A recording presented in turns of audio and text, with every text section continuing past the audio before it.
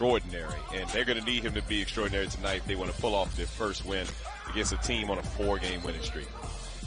Well, Cook, who is averaging 21 points a game, he'll try to carry the load once again. Meanwhile, Axel Tupon on the other side for the Warriors. 5th consecutive start for him. He's coming off a big performance of 24 points in that win over the Clippers yesterday. Yeah, he's shooting the three extremely well, had 4 threes in that game, and there's a lot of good shooters in this game, especially on that Santa Cruz side. Dusty Hanna's number 9 there for Santa Cruz. He could have been the MVP of last G League season. He can shoot the ball very well. Ryan Taylor off the bench as well. So we're just about underway, as this is the final game of the night. Of course, there is just a menu of games throughout each day. Got to kind of squeeze everything into a condensed window for this shortened NBA G League season, but very fortunate to obviously be playing during these times. Yeah, definitely good to have G League basketball back. I'm certainly excited about it. I'd rather be out there, Tiffany, but I'm excited to watch. Well, look, you put your heart and soul out there. You know, you showed everyone one of those great stories within the G League about finding success, following your passion, and all paying off in the end. Oh, yeah, well, thank you for that. Yep, and I hope that same feeling, moment, dream for all of these guys as well, which is, you know, why I'm happy that, like you said, we got the game going and we're playing some basketball. That shot off the mark and coming back the other way as Iowa is still searching for their first win. As we mentioned,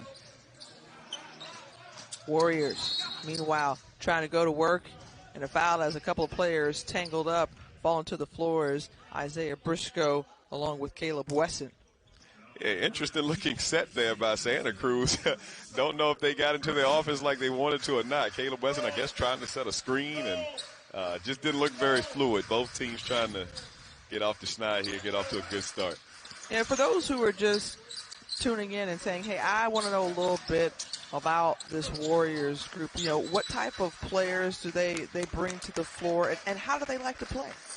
3-point shooting. I mean, like I said, they have 2 of the very best shooters in the world, really, you know, not just in the G League. Dusty Hanna's is an excellent shooter. Ryan Taylor as well. Like you mentioned, Axel hit 4 threes last game. Like, they have a lot of shooters, and I believe they lead the league in 3-point shooting. So we're going to see a lot of trays up tonight, which is my kind of style, Tiffany.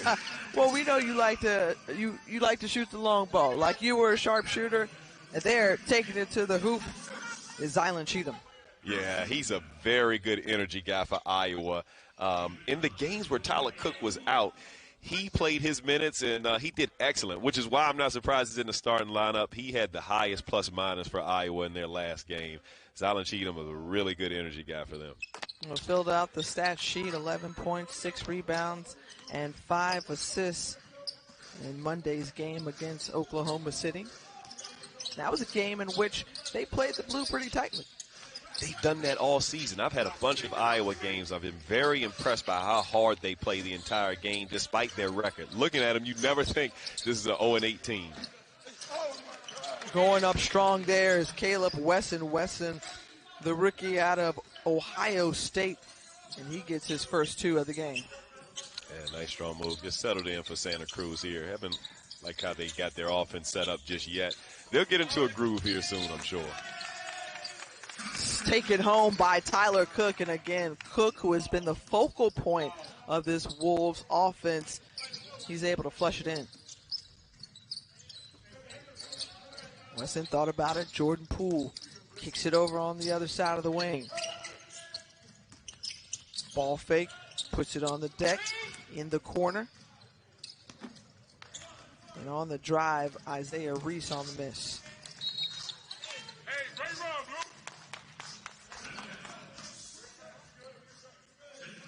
Chris Weems in his 4th season overall with the Santa Cruz Warriors, 2nd year as head coach, and his team is playing really well right now, obviously in the playoff hunt midway through the season.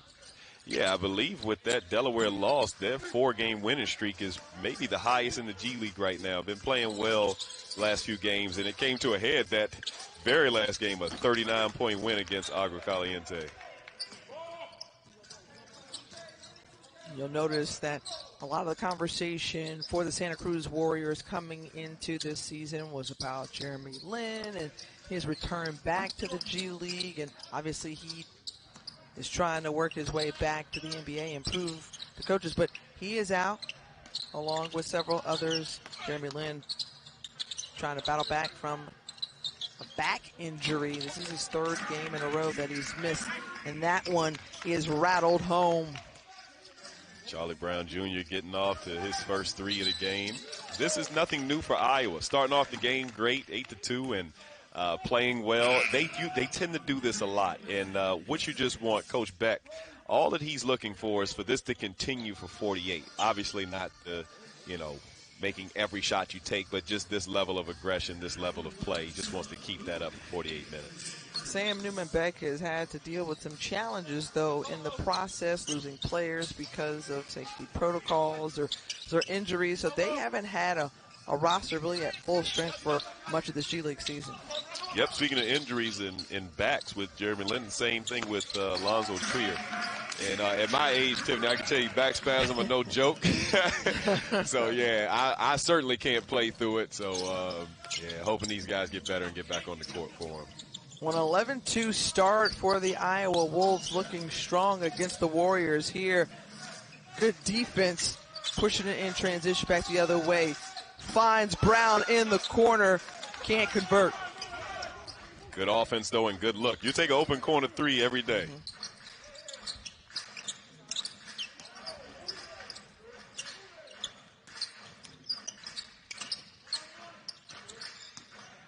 Jordan Poole trying to get in on the action and put some points up for the Warriors, and he does. Poole, as we mentioned, one of the top 3 scorers in the league, putting up 22 points a game. I had a feeling we're going to see a lot more of that tonight. His experience with the Warriors, and you talk about the sharp 3-point shooting in which they love to do, and that's no different for their big franchise. You talk about Dusty Hannas and what he's able to do. And you feel like he's a great shooter. What intangibles, what does he bring to the court in your eyes? Yeah, Dusty specifically, like I mentioned, playing in the league last year, he could have been MVP. I mean, he was part of Memphis Hustle at the time, and they were the #1 team all throughout the season. He's an excellent shooter, but also can be in that mid-range game with floaters. Any way you want it, Dusty Hannas can score, and obviously a very smart player as well, as Isaiah Reese hits that 3. After trailing by 9, Warriors are within 1 as we step aside. And check this out.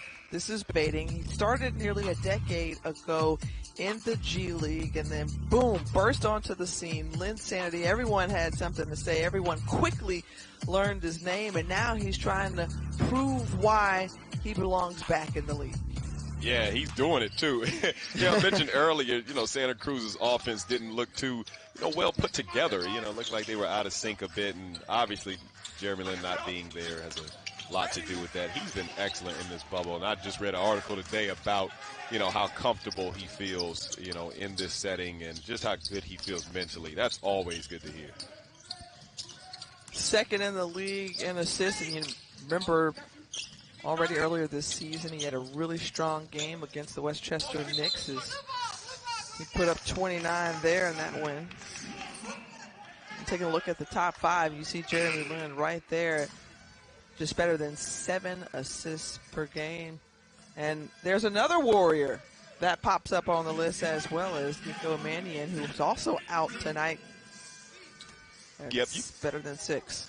I think Nico's getting close to coming back. I saw him working out here before they, tipped off tonight, so he's close. But, no surprise that, Jeremy Lin is up there with the assist. So many shooters around. He's, probably finding it golden to play with this team right now. Poole continuing to keep his dribble alive. Wanted the foul call.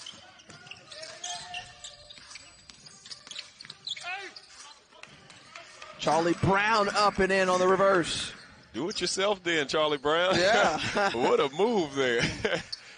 Nice move.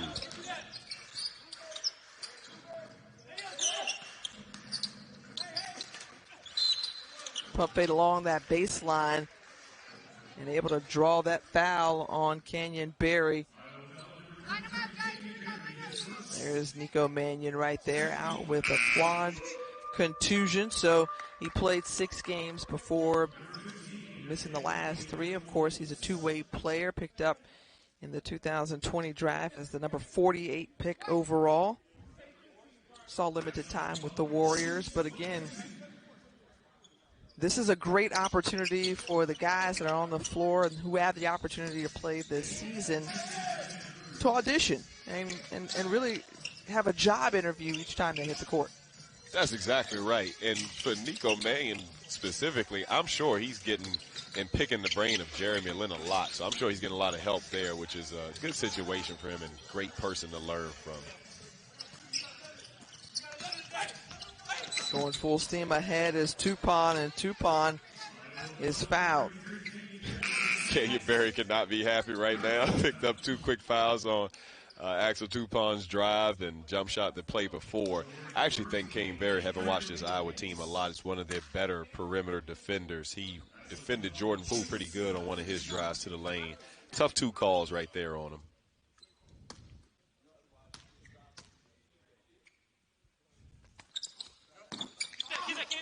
Just a reminder to our viewers, you're thinking, oh, he only got 1 free throw shot. Well, that's because for the first 46 minutes, there is only 1. You count for 2s and 3s wherever you're fouled, and then starts to get a little bit more interesting in the final 2 minutes. Canyon Berry trying to cross it over and hits the floor. Iowa trying to get in sync on offense. Santa Cruz made a good comeback after that first early lead by Iowa. And that's the G League for you, Tiffany. I mean, we're going to have a lot of lead changes tonight, and no lead is safe with either of these teams.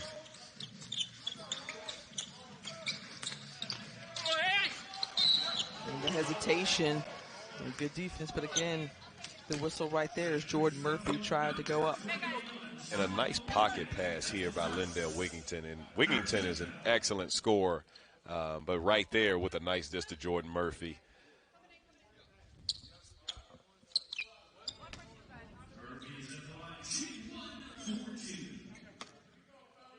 Right now, a close ball game. 15-12. Wolves lead.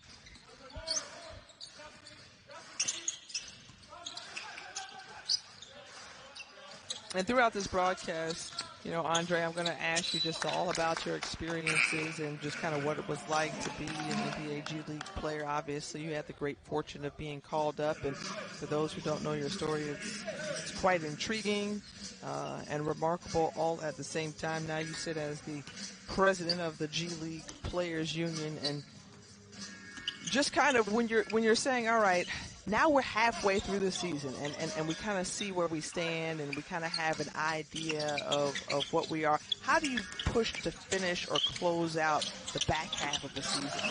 Yeah, and you know what, Tiffany, I'm really excited about the second half of the season, more so than the first, because in the first half, I mean, a lot of these guys hadn't played till we shut down in March last year, so it's been like 11 months since guys had really had some meaningful action. Some of these guys, you know, others had played overseas before they came into this environment. But my expectation is that the second half of the season, we'll see even sharper teams and sharper players, and we've already seen some great performances already. So I'm just very impressed by the guys, happy with how the bubble is going. I talked to some of the guys within the bubble just to see how everyone's doing mentally, especially. And it seems like things are just going well. So, you know, the guys are happy to be playing. Obviously, there was a model or framework that was set before with the NBA and WNBA. And so they got a chance to see and kind of prepare and perhaps talk to some of those players about what it was like. Yeah, that kind of helped. Yeah, helped very much so that we had like a test run, you know, so that was good for us. Very well deserved. Moses Brown's been amazing, and also in line for most improved G League player because last year he had the size. This year he has the size, the capability and ability around the rim. Really in control of his body and dunking everything in sight. He's been good. Well, when you have that height advantage standing at 7'2", certainly it could be a little bit favorable as the Oklahoma City Blue have been playing some really good basketball. Yeah, speaking of which, they got 3 7-footers, including Brown. So, they're not lacking for size or dunks. They're doing just fine. And for you, thinking about a player like Moses Brown, who, he wasn't necessarily unfamiliar or an unknown type of player, but maybe he hadn't gotten the chance to really shine. Certainly he's been taking advantage of this opportunity. That's exactly right. Sometimes it's just about getting with the right unit, the right team, or, having the right people believe in you. And that's kind of the case with Moses Brown. He is very much excelled with this Oklahoma City Blue team and new surroundings for him, new coaching staff and everything. And they just embraced him, and he's embraced that role. He's been ready for it. He didn't come into this bubble unprepared. Off the miss, here come the Warriors.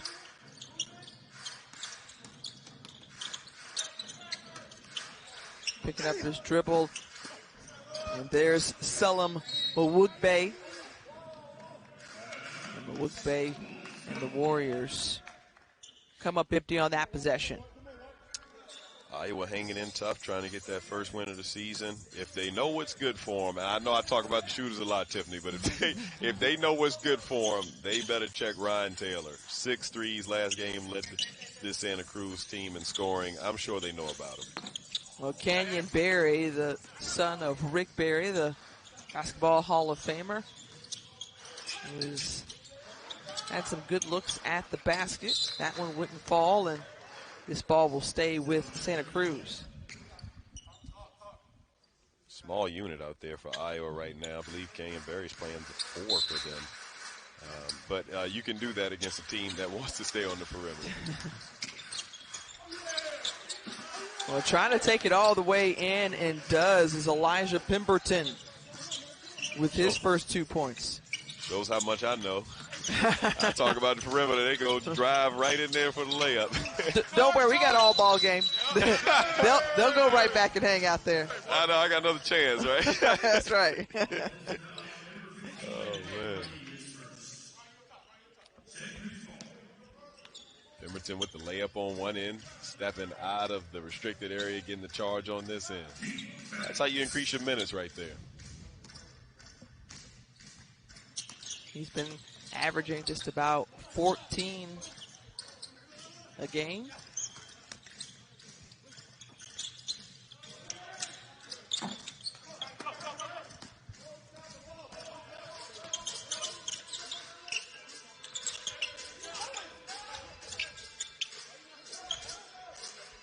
Lindell Wigington with his second year with the Wolves. 7 to go on the shot clock. Trying to weave through the lane, and that one was blocked by Mawugbe. Up ahead on the break and able to put it in is Pemberton. Big play by Santa Cruz because that also gives them the 2-for-1 now. So you just talk about closing quarters because when you're trying to get your first win, it would help you to close quarters very well. And Iowa right there, not a good possession on offense right there. Hopefully they can get that point back right here because Santa Cruz will likely get this ball back. Off the foot of Wigington. Berry recovers it. Charlie Brown Jr. averaging 10 points a game. He got 8 in the first quarter, Andre. Continuing on his pace from last game, had 20 in their last loss where they actually had a fourth quarter lead. Iowa off to another good start. But Charlie Brown individually, another good start for him. And interesting because, too, you think about Tyler Cook is not having a strong start. Charlie Brown says, I'll pick up the slack. Yeah, and, that's what they need. Tyler Cook's done everything for them all bubble, so he can take a quarter or two off, but we expect Tyler Cook will still, be as effective as he's always been, but good for someone to pick up the slack early.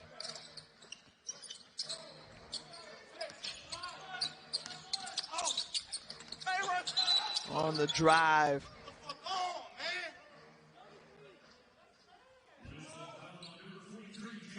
With no fans, we can always hear the player chatter. Someone was not happy with that call. Hear that more than usual now. Top 5 scorers, we're seeing 2 of them right here with Tyler Cook coming in at number 5, Jordan Poole for the Warriors at 3. Just how different and unique of a circumstance. I mean, you've heard it, but I like to hear everyone's perspective. How about the perspective of Cook right there? Yeah, he's got quite different perspective. I tell you, we're going to have to count the number of his dunks tonight, Tiffany. He just goes off, and most time it's with that left hand. He took it up with 2. Very strong right there. That one nearly kept alive by Charlie Brown Jr., trying to get it done on both ends of the court. Yeah, right before you asked me about the atmosphere here, he brought down the atmosphere right there with that dunk on the big guy right there. But, this is what Tyler Cook's been doing, finishing strong towards the rim. And it's not like he's a 7-footer like we talked about earlier. It's just very athletic and very powerful going towards the rim. Off that inbound play, Ryan Taylor, a guy that you're really high on. Andre, why? Yeah, I can't lie, Tiffany. I'm biased toward the shooters, so I can identify every single one of them out there. And he and Dusty Hannahs, like every time they score, I'm going to know about it. So, we just keep up with each other. Hey, if they were doing what I was doing and I was playing, they'd be doing the same with me. So. Here's the offensive foul called on Kenyon Berry. That's his 3rd personal foul, so he'll trot to the bench. He couldn't get a break in this first half with the foul calls. But you were mentioning something earlier about the atmosphere, was it? Yeah. Well, I mean, just think how unique it is and how different it was from when you were a player, that there is no atmosphere. You have to create it, and you have to bring this extra set of energy here. Yep, and you know what? The G League is, uniquely kind of prepared for that with our showcase every year. And the showcase is, basically an AAU tournament where every team is in the same venue like this bubble setting. Very few fans. For the last couple of years, they haven't allowed outdoor fans at all. Only NBA GMs and execs and things like that. So it's even less than that now as far as people being there in the bubble. But in that environment, you have to bring your own team energy. So it's funny and interesting to me that the teams whose benches are the loudest, they're the teams that are doing the best. Like Delaware's bench, I'll hear them all game.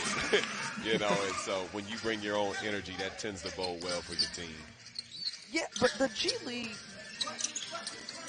situation is, look, yeah, we kind of close it off, but then what was it like for you then to make the transition to the league where you go from kind of nothing to a whole lot?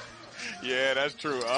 It was quite different playing in Staples than it was, let's say, Sioux Falls or, I will say, yeah, Des Moines, Iowa, like we're watching now. But I will say when the ball goes up, you have the jump ball and you run up and down the court a couple of times, you do a few plays, shoot a few shots, it just turns into basketball again. So, I was able to connect with that part. But you're right. In terms of atmosphere and environment, like that was just a totally different feel and something you had to get used to. So can you maybe detail for us the best G League atmosphere? We're watching the team right now. Santa Cruz Warriors, like without question, they have a field house. It's a warehouse there where they're only playing Santa Cruz Warrior basketball games. Wigington with the and one there, but Santa Cruz, I mean, like most of the venues in the G League, you'll have a few different events that go on within that building. Maybe even other teams, NHL teams sometimes, and minor league hockey teams. That Santa Cruz Warrior Fieldhouse, it is just for them. And those fans come out every single game. It could be a Tuesday night against the last seeded team in the league. That place is going to be packed. It's going to be rocking, which makes it fun for a road team. So I enjoy it, actually. You know, it's just it's a great feel, and they definitely get a home court advantage. But if you're up for the challenge and you're a road team, it can be one of the most fun atmospheres to play in.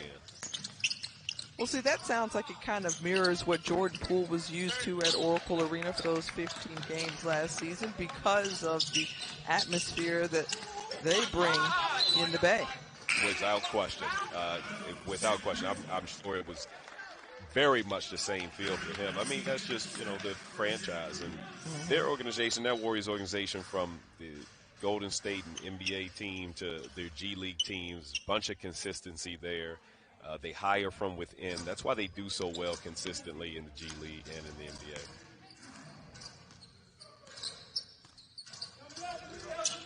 NBA. Warriors trailing by 6.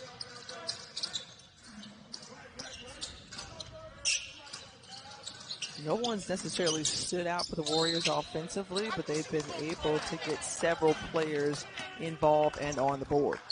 No, you're right. I mean, they don't have not a single player. Our leading scorer for Santa Cruz is on the free throw line with 4 points currently. So, like you said, no one's really, you know, stood out so far. You know, you expect it to be Jordan Poole, but even he has probably had to adjust his game a bit with Jeremy Lin being out.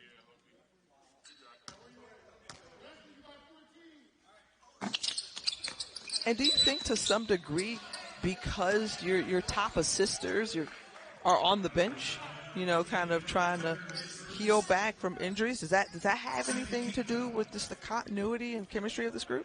That's an excellent point. I would 100% say yes. I totally agree with you there. I mean, we mentioned it earlier, like the first couple possessions, we was like, where's the flow in this offense? What is going on? What play is this? And, you know, we couldn't even recognize this offense, and not very fluid at all right now. And give credit to Iowa as well. Like I said, they don't play like an 0-18, but we just don't see a free-flowing offense for Santa Cruz right now. We see spot scoring here and there.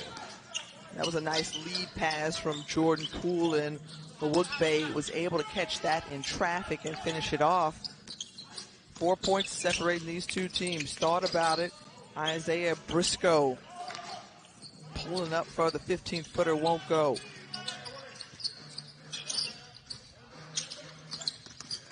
Well, I thought Dusty was pulling up, Tiffany. I was getting my counter out. I was getting my counter out here. What a nice move from Jordan Poole, grown man right there. Back the other way, and nobody accounted for 44 in blue. Charlie Brown Jr., he's in double figures. Well, it's another thing about your leaders and, you know, assist guys and point guards being out. No defensive balance in transition. All right, there's your boy Dusty Hannah. Oh, that one didn't go. Yep, I ain't want to say that. I ain't want to jinx him. Oh, man. Yep, Dusty will keep shooting, as he should.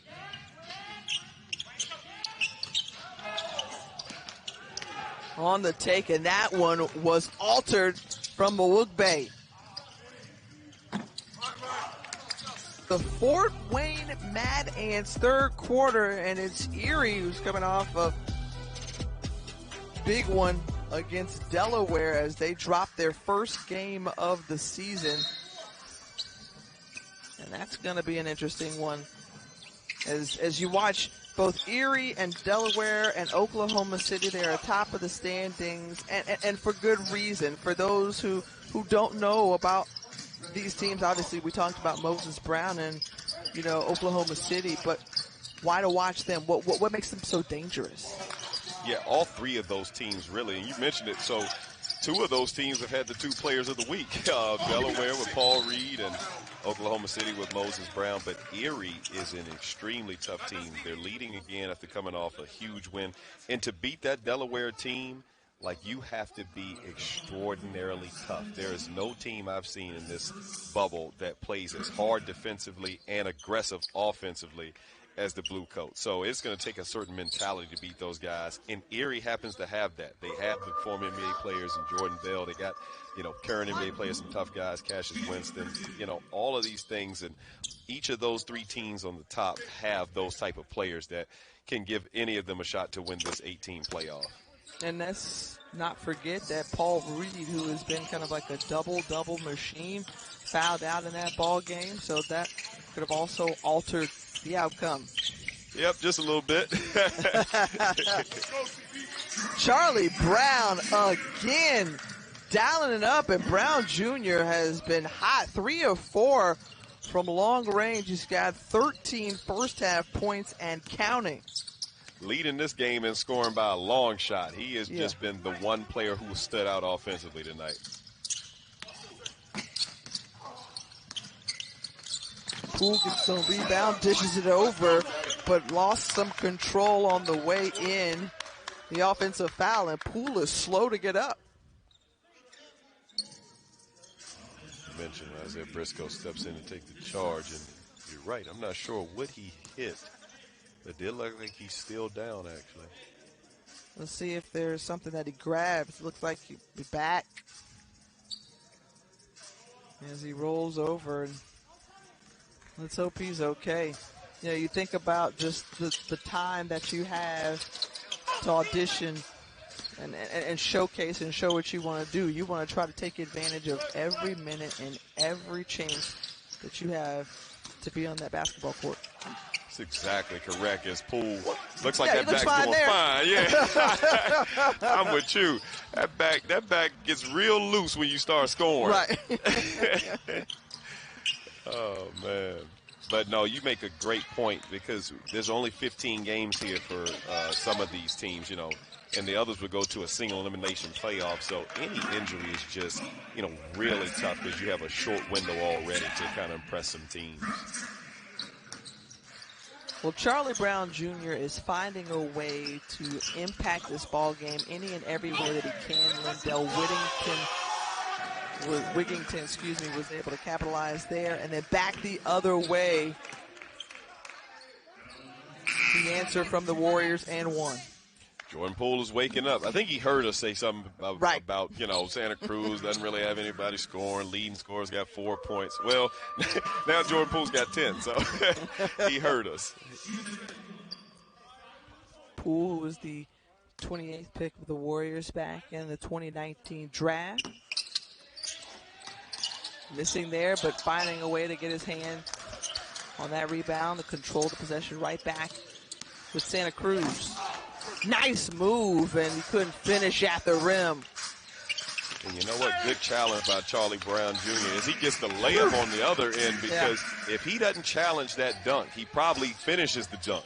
So, you know, great challenge there by Charlie Brown Jr. And sometimes that's what it takes. You just have to challenge these guys, and, you know, maybe Iowa can get off that winless streak tonight. In these types of situations, Andre, I'm just curious. Like, obviously, you have a player like Tyler Cook who has just been Mr. Consistency for Iowa. But can you string together, you know, a couple of really good games throughout the course of the G League season and that be your proving case for why you should get called up? Exactly. Because make no mistake about it. Every NBA scout that's there knows something about a little bit of every single one of these players. So it's not like you're an unknown coming in anyway. As we look at, you know, the challenge by Charlie Brown Jr. here, and he getting the layup on the other end, just hustling down the floor. But to your point, I mean, it's like, you know, there's already some information about these guys that NBA scouts have. And so it's not like you're flying in blind. If you put together a couple games and you show NBA scouts, you know, exactly what they're looking for from you, then that can lead to a call-up, which is why even being at 0-8, as individuals, this Iowa team still has a lot to play for. You have your dream to play for. You know, you can still get an NBA look right now, you know. So very much a lot to play for, especially in the G League, no matter. 115 to 109, a strong performance from Grant Ryler and Kobe Simmons. The backcourt combined for 46 points in that win over the Vipers to move to 3-5 on the season. Meanwhile, Zylan Cheatham has a little bounce and hop in his step because we saw his springs on the other end before the break. Bounce and hop is correct. He was loaded up on that dunk. That was amazing. Hannes kicks it back over on the wing. won't go in there. Cheatham with the rebound. So the thing about a three-point shooting team, like you prefer threes coming from the inside out. Someone drives and maybe draws two defenders, and then you kick out for the three. That's what Nico Mannion and Jeremy Lin would do for this team. They don't have either of those, so the three-point shots they're taking now, very much contested and not coming from drive and penetration. Dusty Hannes decides to go in and lay it up. Oh! Come on now. Say, don't try to test me. You see that look from Tyler Cook afterward? Hey, I got another chance. I said he could catch somebody with that left hand. Quick answer and response. After that dunk, Axel Tupon.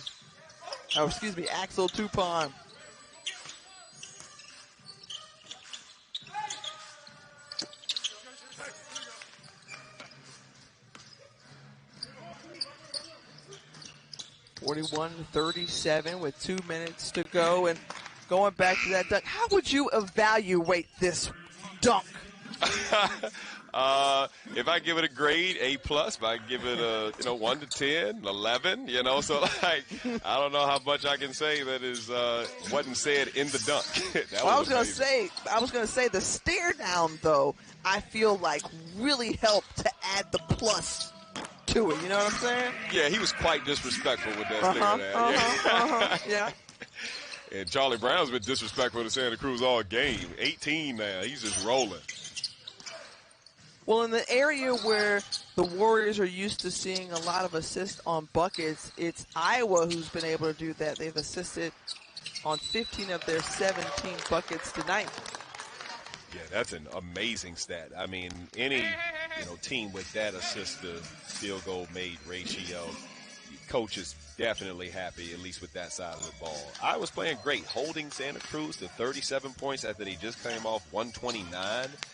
And, leading this game by 7. Again, we talked about it earlier, Tiffany. Their thing is, can they hold this together for 48 minutes?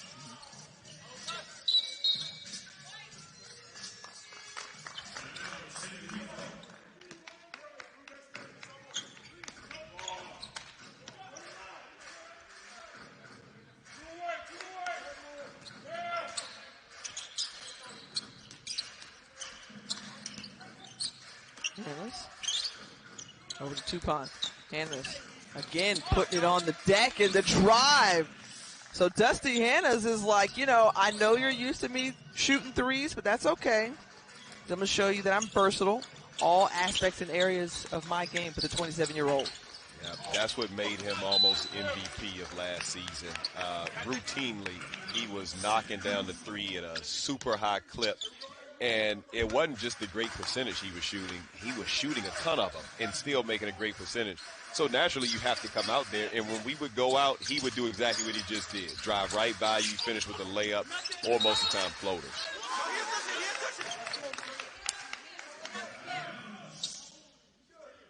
And they're saying that was last touch by Poole and the Warriors. Trying to go for a quick one, 2 for 1, and Briscoe leaves it short. Falls right into the hands of Kari Tucker. At the start of that possession, Charlie Brown almost had another corner three. He's just running to that spot all game. He knows where his bread is buttered. Good for him.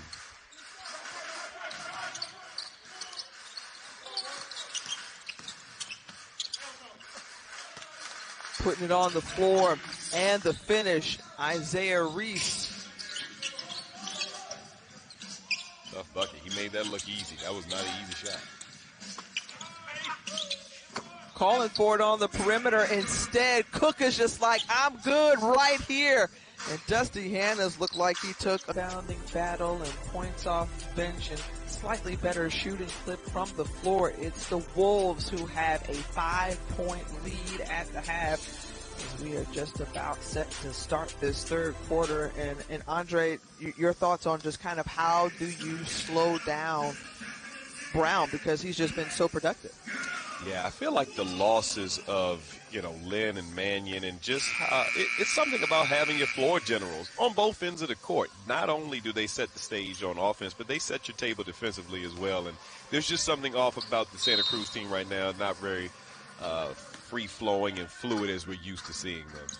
Well, they came into this game winners of 4 straight, sitting at 5-3, the top half of the playoffs, and immediately they get the steal and finishing off the other way. So 2 quick points put on the board, courtesy of Isaiah Reese.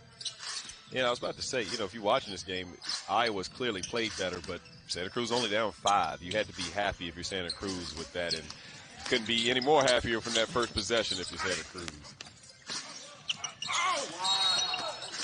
That's a foul underneath the basket as Tyler Cook tried to muscle his way up.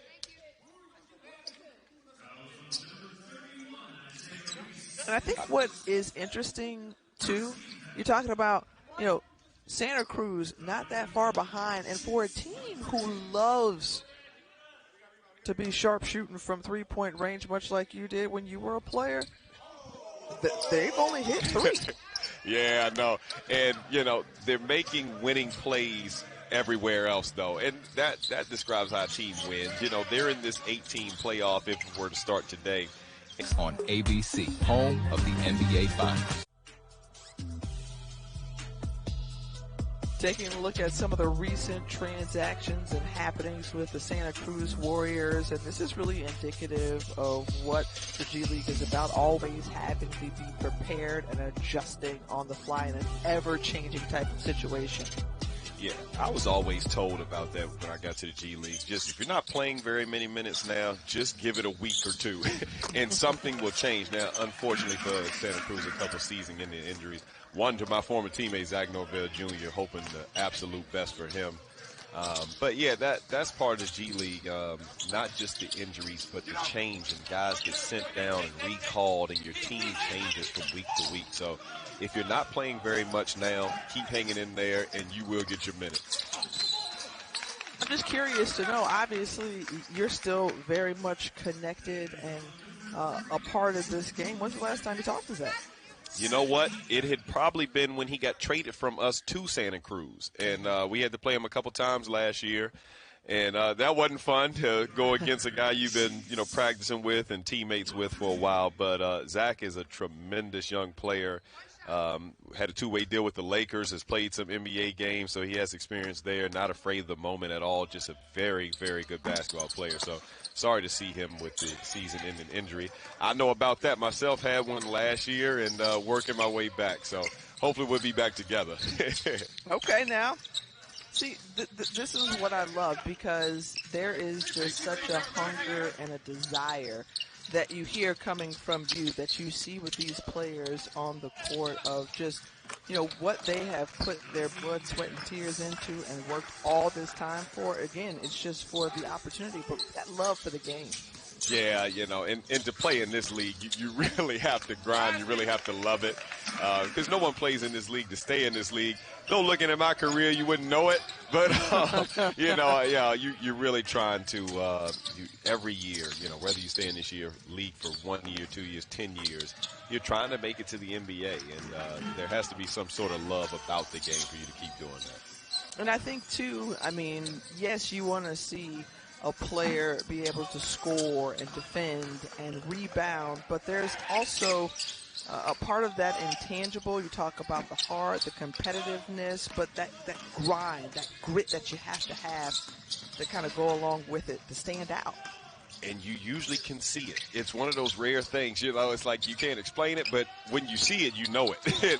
And a lot of these guys have it. And so, like I said, I'm just so thrilled to have G League basketball back, to work with the Players Union, to work with the league to put together this season, and to see guys playing so well. It's been amazing to see.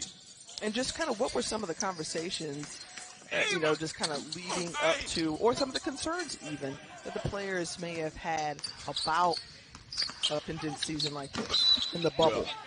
Yep. Obviously, with these times we're in now, health and safety paramount. It was about the health and safety. Can we keep the players healthy? And like you mentioned earlier, as we watched Jordan Poole here, they're trying to decide if he got the end one here, I believe. But like you mentioned earlier, we had a great test run with the NBA in this, season and just playoffs, moving in the bubble. So we figured we could get the health and safety part down. The next part about that was really how we were going to fit so many games in a short amount of time, and if that would be detrimental to the players' health. We mentioned injuries and things like that. And, overall, we haven't had too many injuries, which is, overall a good thing. But that was one of the worries as well. Yeah, 135 games scheduled. Each team set to play 15 regular season games. Obviously, the top 8 teams finishing the standings would move on to the single elimination playoff. So this is what, a lot of these guys are kind of accustomed to, though, right? I mean, because this is trying to prepare you, too, for, that day in and day out grind of on the road, play a couple of back-to-backs, on the road and moving again. This time you at least get the luxury of staying in one place. Yeah, no, you're exactly right. As we look at the format here, I mean, that's a lot of games. And for G League purposes, they are playing a bit more rapidly than they would in season, in a normal season for us.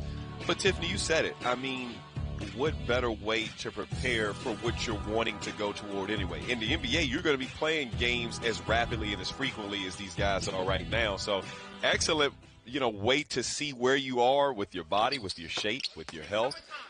In this type of environment, and like you said, you don't even have the burden to travel. So, excellent, way for guys to see, hey, am I ready for this NBA grind? I want to play in the league, at least I believe I do. Well, how am I handling this situation? This one was intercepted by Tupon, and Tupon with the finish on the other end. Curious to know, Andre, were there any games that were kind of left on the table, or did you have to compromise again with how many games you want to play? No, there were absolutely no more games could have been played. I mean, in fact, with this amount of time, I mean, the initial, game schedule we had was about 12 games for each team to avoid back-to-backs in this type of setting. So, obviously, we're at 15. So, no, we maxed out how many games, and my man Dusty Hannahs puts down another tray. Well, I'll tell you, just like this, throughout this conversation, you blink your eye, and the Warriors take the lead. It's been really comfortably controlled by the Wolves for most of this game. And boom, just like that, Lindell Wigington brings them within 3. But the Warriors starting to pick up the pace here. Yeah, for the first 5 minutes of this, quarter, Iowa had one of those letdowns again. And it's been the story all bubble for them. It started with a turnover. We got another turnover right there. It's just been that type of season for these guys early on, as you see Axel Tupon just with the steal and finish all the way at the other end. And that's like, at least the 4th turnover I can count in this half, for Iowa. So, again, we talk about trying to put that 48 minutes together. Well, Iowa with 15 turnovers in this game, and the Warriors have put up 19 points off of those miscues. That was a heat check right there. That was some deep. Even looking at his that's Warriors what you teammate. used to do. You used to dial it up for what, like the 804 or something like that? Is Charlie Brown Jr. doing his thing some more? Shout out to the 804 Richmond, Virginia. It is my home and my heart where I currently reside and currently am. And, I don't know if I shot it from that deep as Jordan Poole did, but he's got a pretty good, somebody to follow up with the Golden State Warriors that shoots it that deep. So, he's used to that. Yeah, Steph usually, lines up at, just about half court and just makes it look like a flick of the wrist. It is amazing to watch. Obviously, one of my favorite players to watch, if not my favorite player to watch. He's just amazing. On the inbound, and Kenyon Berry gets on the board. Remember, in that first half, he picked up 3 fouls. So, spent a little bit more time on the bench, and those are the first 2 points for Berry.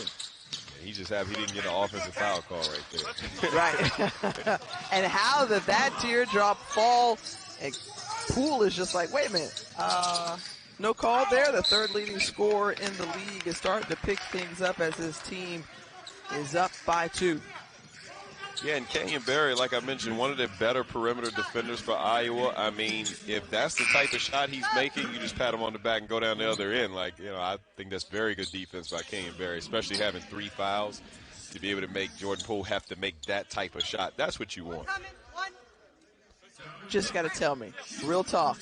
I mean, working the officials, how effective is that? Does it really work? Let me tell you something, Timothy. I always talk respectfully to the officials. And you know what happens? I don't get not a single call. I don't get anything. They'll talk to me all day. I'll talk to them cordially, politely, just like they tell you to do in the little captain's meetings. And then I'm looking at the game like 3 or 4 plays later. I'm like, hey, how did I not get that call, And so, yeah, that's when, our head coach has to take over and get mean. And then, hopefully we get a couple calls after that.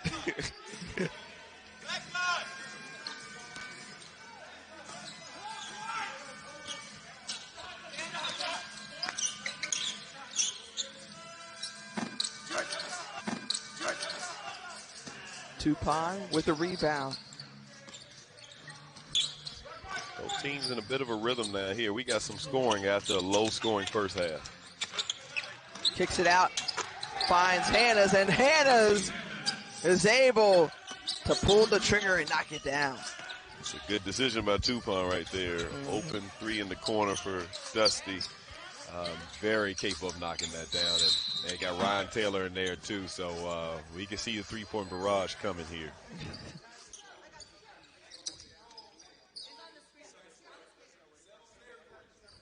Andre Ingram, Tiffany Green here with you. And we talked about Santa Cruz being without their primary ball handlers due to injury. Nick Mannion and Jeremy Lin missing tonight's game. They've missed multiple games now for Chris Weems' Warriors, but you said it, Andre, they're starting to find a rhythm, and these two teams are just going kind of back and forth. Jordan Poole, who has looked solid, leading the way for Santa Cruz with 18 points. He's one of 3 in double figures for the Warriors. Almost another finish right there. That one deflected by 2Pon. A long rebound, and there's Kenyon Berry, and Berry, in his 3rd year out of Florida, will go to the free throw line. I was just about to say, don't expect this Iowa team to give up. May have had a bad start to the quarter, but that won't knock their hustle.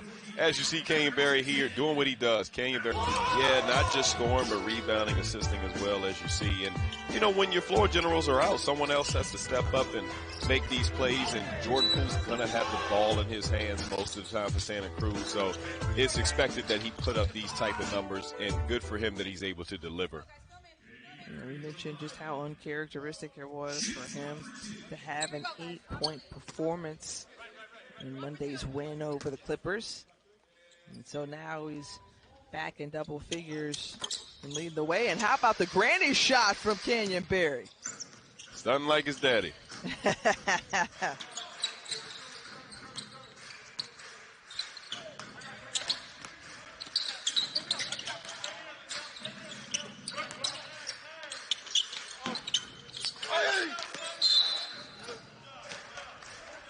Last touch by the by the Warriors.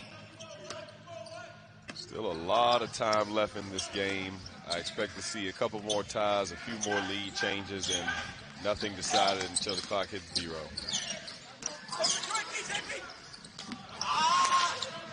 Berry just left that one short.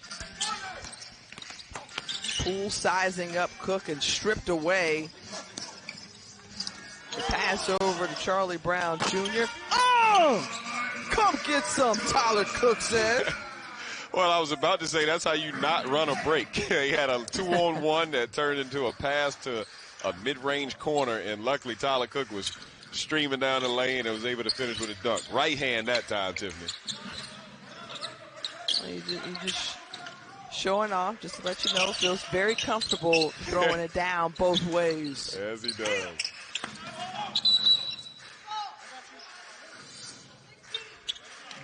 may have been tripped up a little bit there, being pulled up, but going back to that dunk. Yeah, you know, we missed the first part of this transition, but only part that mattered was that. Good finish here.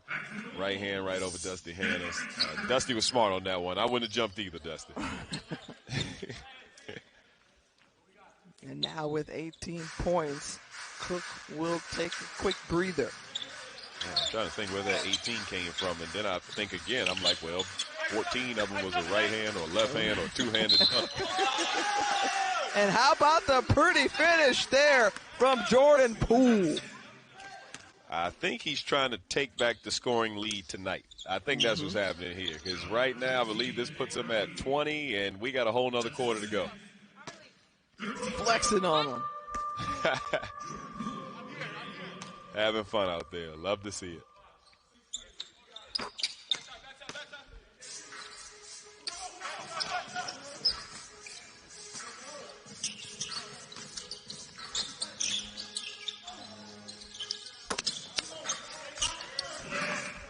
Wigington, who had 28 points in his last game, and he's got a cool dozen here tonight.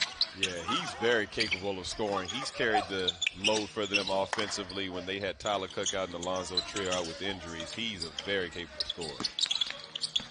Is he one of those players, you know, tonight that kind of would go under the radar for you? Obviously, you see the scoring from several players like Charlie Brown Jr. and Tyler Cook and Jordan Poole, but there's Poole again. Number 3 in Wyatt has just been doing this thing. 9 of 18 from the floor. That's his first triple of the game.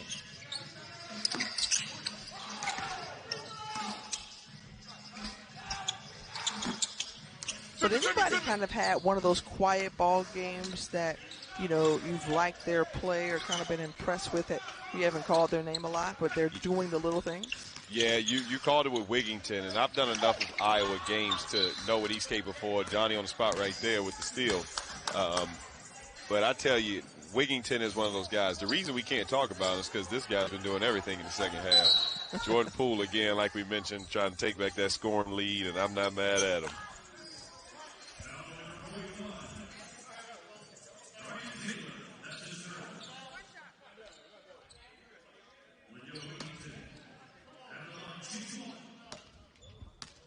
Technical foul called against Santa Cruz. So Wigington knocks down the free throw, brings his team within 3, and the Wolves will get the ball back. Not sure who that technical was on, but I'm always, looks like it may have been a clear path. I'm hearing our guys tell me.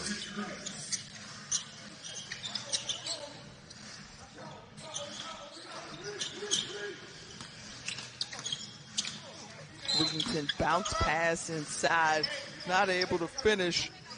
That's all right. Second time that those two have worked the pick and roll, and exact same result. They got the foul call last time and doing it again in this half. But yeah, to get back to Wigington, 13 points tonight, again, very much under the radar, shooting very efficiently like he's done all bubble, and he could be one of the keys that, you know, brings Iowa back, even brings them a lead or victory.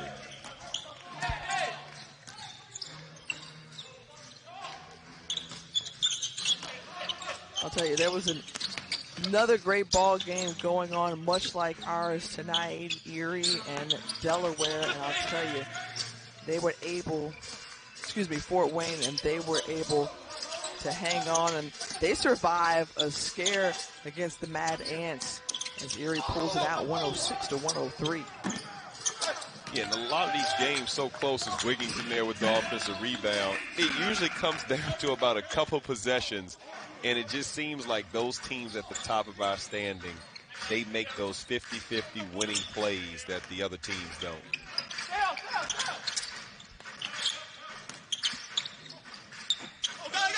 Poole leaves it up. There's Brown Jr.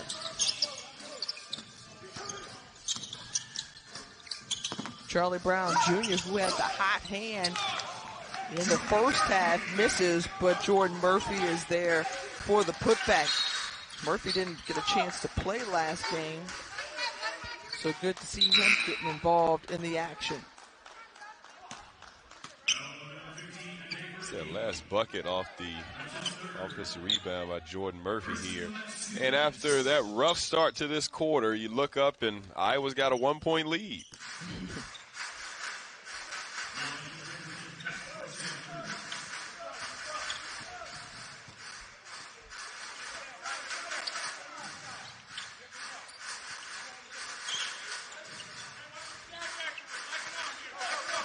Who's taking their time here? That's a good look. Ryan Taylor is fouled on the three-point shot, so Taylor, a dangerous sharp shooter, will go to the line, of course, shoot one, but it will count for three if he makes it. Yeah, so no matter if this shot went in or out, that was an excellent play call by Santa Cruz and good setup. And, you know, they could tell they were trying to set up something. I wasn't really sure what it was till he ended up with an open three with one of your best shooters. So nice play here. And as you mentioned, Tiffany, 1 for 3 free throw here. These are the tough ones.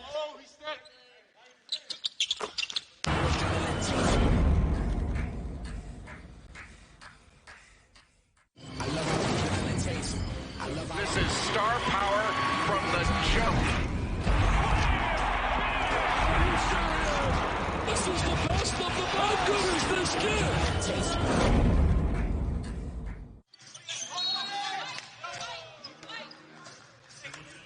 Start of the fourth quarter here between the Iowa Wolves and Santa Cruz Warriors. Wolves looking to get their first win of the season. They've been fighting and clawing and trying to. And we'll see what happens in this final 11 minutes plus. And what a beautiful pass. The dime. Great ball movement. Sharing is caring, folks. And the Warriors see that nice pass from Reese into Hinton.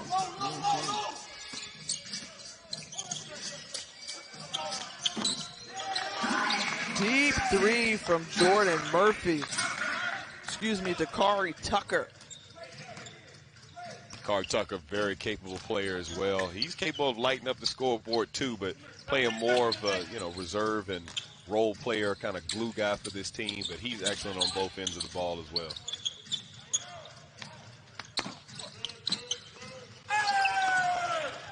Nice play there coming in is Caleb Wesson. Wesson, we haven't called his name much, the rookie out of Ohio State. From your perspective, Andre, just kind of give me a state of the G League this season. What have been your observations?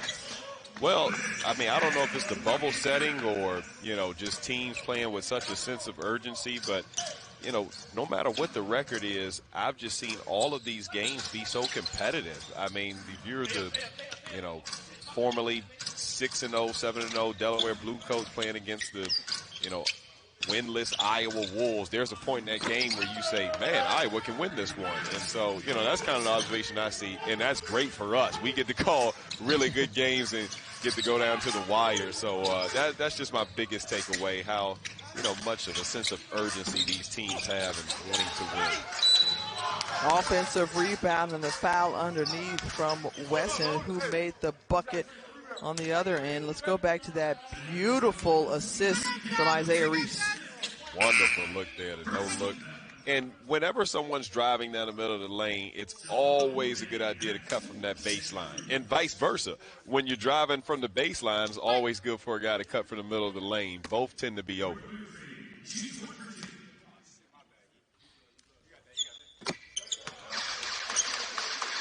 Five minutes past the top of the hour. Andre Ingram, Tiffany Green here with you. And this game is just gone back and forth. Everybody is making buckets all over the floor. Elijah Pemberton, we called his name a couple of times in that first half. He gets on the board for the first time in this second half. Yeah, not so long ago, he was leading the game in scoring. Yeah.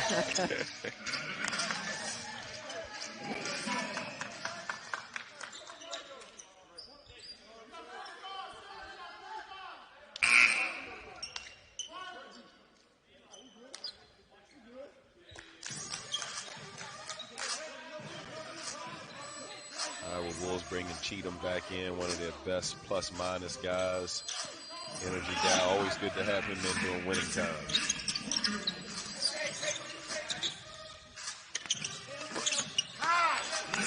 That went off of Winkington. And you know, I've heard, you know, you say a few times, Andre, you're kind of looking at the plus minus, like how much the numbers matter. You know what about the analytics, right?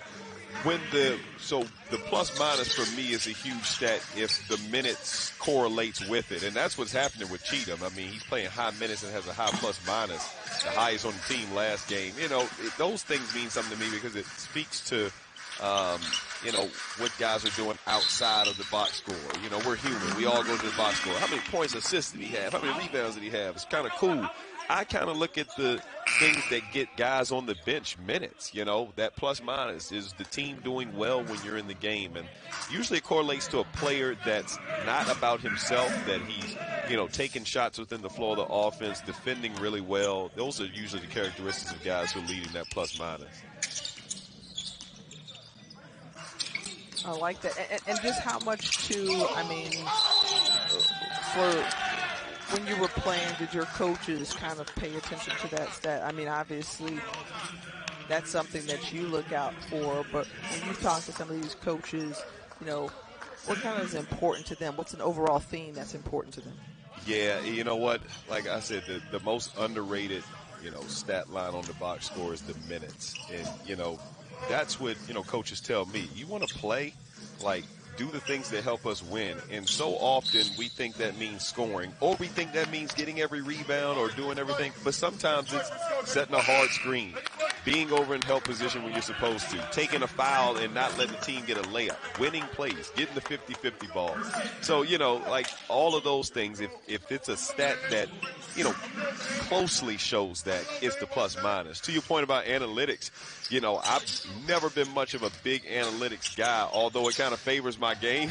Analytics tell you shoot that three now and stay away from the mid-range. So, you know, it kind of works for me. But ultimately, you know, the winning plays and the winning things, those haven't changed, even if analytics has. Big offensive board there from Nate Hinton. Hinton going up and getting it. Yeah, Santa Cruz starting to try to pull away with this lead here. We've had a lot of ties and lead changes. I'm still expecting a few more, but wouldn't hurt to separate if you're one of these teams right now. Well, you want to pay attention to the fact that in addition to Barry, Cook and Charlie Brown Jr. are on the floor. Meanwhile, you got to find a way to slow down the Warriors. Yeah, they're coming fast, and Jordan Poole's not even back in the game yet. So buckle up when that happens. Good to see the reserves for Santa Cruz really holding the lead together, even pushing it ahead.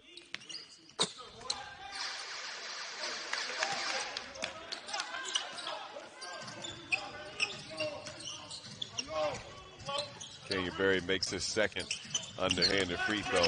I tell you, having played against him and having seen that underhanded free throw up close, I've never done it. But every time I watch him, it's money. I've never seen him miss a free throw poorly. You know, no bad misses. It's just money. It's fun sitting here listening to you talk about just having played with or against some of these guys. And I gotta feel like it might be a little different for you sitting in the seat now, kind of watching and evaluating the play of players like Isaiah Reese and others. Without question. It's just a different view. When you're playing, if I was one of those 10 guys on the court right now, there's no way I could see, just from an analysis standpoint, all I'm seeing now. Even if I'm watching film after the game, like, it's a totally different view. I'm appreciative of it, you know. So it's, I'd rather be down there, Tiffany, but right now. When you can have a guy like Tyler Cook to count on 18 points tonight, but you got to like the way he finished around the rim. Yeah, we're about to see a lot of dunks right here. He's 8 of 11. I think I counted 6 that may be dunks, but, you know, it's just what he's been doing all bubble, and they needed it, and haven't felt too much of his impact yet here in the fourth, but I'm sure we will, especially if Iowa wants to get this win. Nate Hinton picked up the technical foul before the break, and we talked about Berry and that underhand shooting, a la his father, Rick Berry, who led the ABA in free throw percentage. I totally believe you. Like, Gary Berry doesn't miss. Right, so I totally believe you. Who else would you have taking that free throw technical? Good call by Iowa there. Lindell Wigington has done a really good job off the bench. 22 points, making it 24 right there to lead all Wolves scores. I mean, he's just put together a nice ball game within the 27 minutes as he's been on the floor. Yeah, since you mentioned it, he is now tied for the highest score in this game with Jordan Poole at 24. So you mentioned one of those under-radar guys who could really turn this game around. It is Lindell Wigington.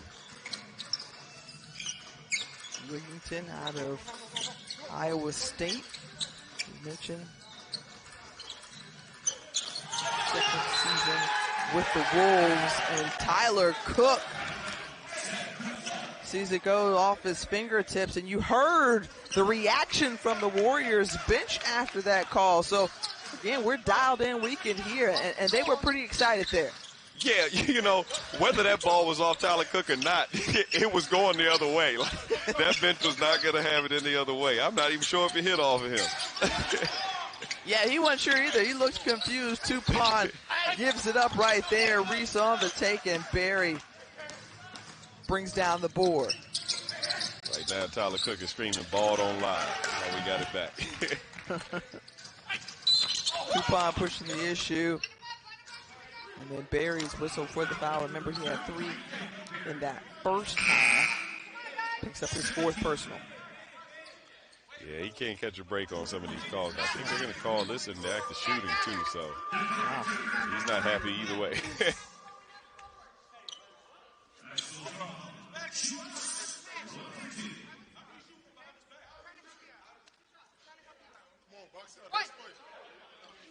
Tupon, who's been around a little bit, a couple of years in the NBA with a couple of different teams, also played overseas as well, misses on that free throw attempt. We got about 3.5 minutes for those 1-for-2s to stay alive, and it's back to the normal rules, so take advantage of it while you can.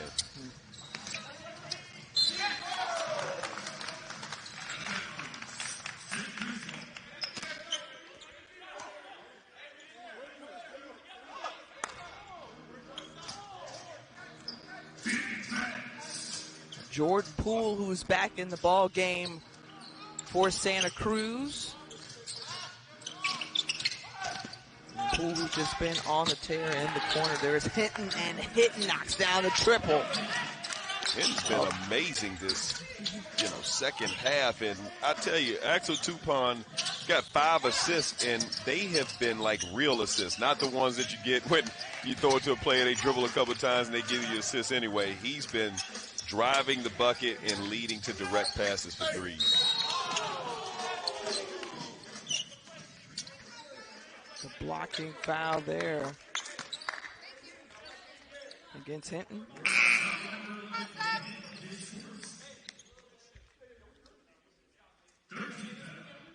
I tell you, Charlie Brown Jr. has got to touch the basketball, and he's got to put up a shot for the Wolves. He's been the difference maker for this group tonight. Yeah, he's been hot, and I can't remember seeing him out there until just now. What's going on here? So, yeah, be very interested to see if they work him back in the offense, because they need him now.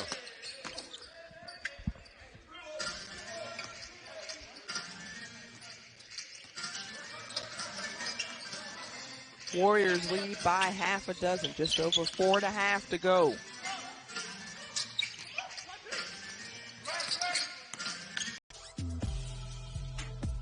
Just next door tomorrow, you can catch a few more games on ESPN's family of networks. Ignite taking on the Memphis Hustle at 3 Eastern over on ESPN2. And how about the Raptors 9:05 and the Delaware Blue Coats? I'm interested in that one. Yeah, me too. 2 teams in our 18 playoff that will start today. Raptors are very good, and playing increasingly well, much like Santa Cruz.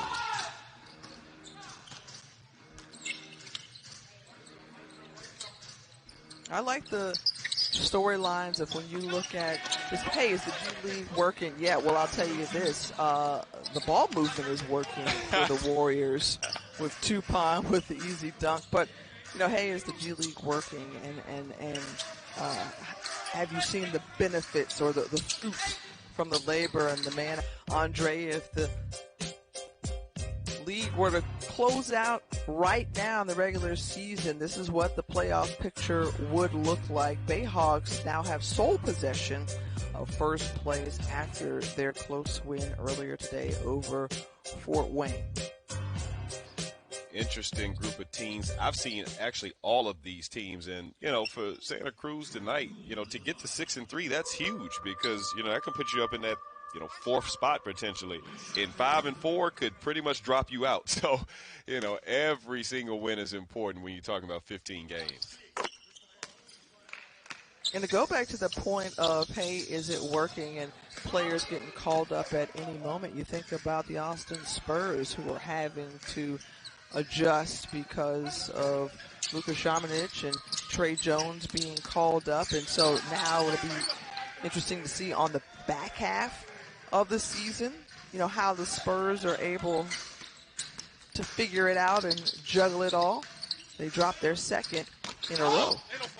That's exactly right, because oftentimes you have, roster turnover in the G League.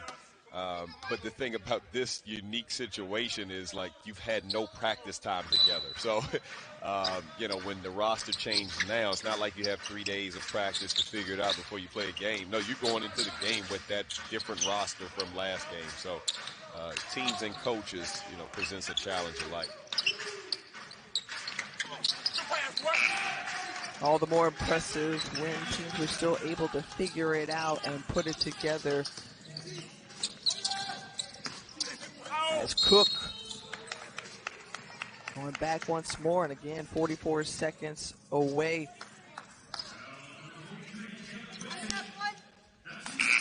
from that normal free throw situation. And you take a look at Santa Cruz's three-point shooting tonight. It has been less than ideal for this group, a team that is the best three-point shooting bunch in the league. Yeah, and like I said, a lot of that comes from the type of threes they're getting tonight. They'd much rather it be a three-point attempt off a Jeremy Lin drive to the lane or Nico Mannion drive where they're drawing defenders and then kicking out. They're not getting those type of threes tonight, but they have such good shooters, they're still able to make some anyway. And they're such a good team that they can still pull away from the fourth or in the fourth quarter from this tough Iowa team despite their record. And, that just makes a good team. You can win without playing your best or even doing the best thing that you do.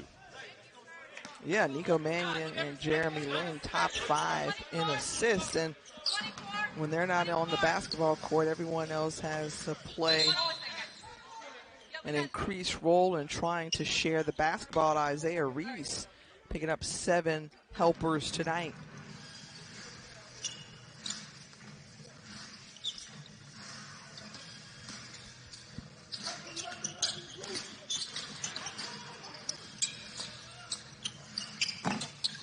Charlie Brown Jr., who has really just fallen silent late in this ball game after kind of carrying this team earlier.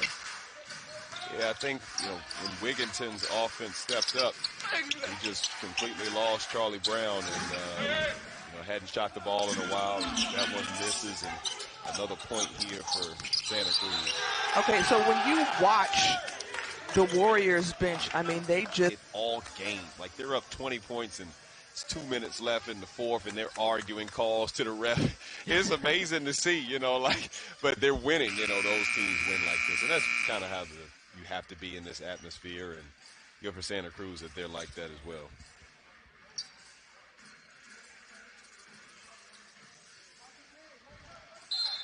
I mean, so there's so many levels of evaluation that you're, kind of under the microscope for. But, yeah, you're looking at how these guys are playing. But you're also curious to know, how they're reacting. So, guys in the NBA, I'm sure, are curious to see what's your body language like, right? Like, how are you picking up your teammates in good and bad situations? Without question, because for all of these guys, with a call up to an NBA team, you're not being immediately inserted into the starting lineup asking to play 35 minutes. You're going to be on that bench for a period of time.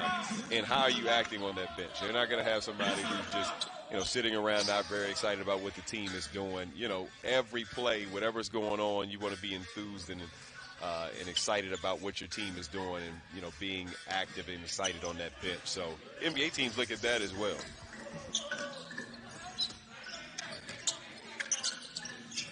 I just think of LeBron James, and just over the years, it's a player who has really relied on his bench to kind of give a lift of moral support. I mean, he's got a handshake for literally every one of his teammates. Yeah, that's true.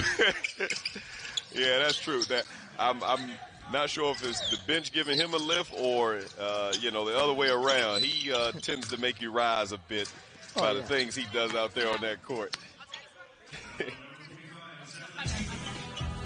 Coming up tomorrow from the Field House, the Swarm and Blue in action at 3:30 Eastern. I'll be on the call for that one along with the Clippers and Nets. You can catch it right here on ESPN Plus. Also, if you want to check out the full schedule of games, go to nba.gve.com.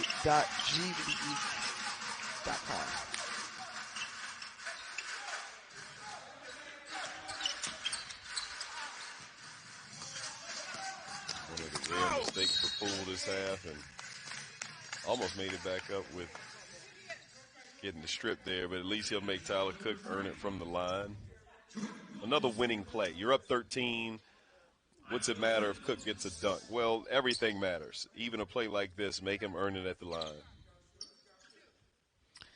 Something that you said about, these teams and kind of those winning plays and the 50-50, I would just, towards the end of this ball game, wasn't able to get enough winning plays to try to pick up their first win. How do you correct that if you're Sam Newman-Beck? Yeah, it's a tough task. You have to, first of all, get these guys enthused about playing another game. And that's rough and tough, especially when you're on a 9-game losing streak now. So, that's where it starts, having some excitement about what you're doing and being excited to play another game. And then the other part is they have to believe that they can win. And, like I mentioned earlier, they're still very much to play for as an individual. And any time it's the individual that's getting called up, even for a team struggle like this, if one of them were to get called up, that's a successful season. Your team goes 1-10, somebody gets a call up, your season has just been made successful. So you still have something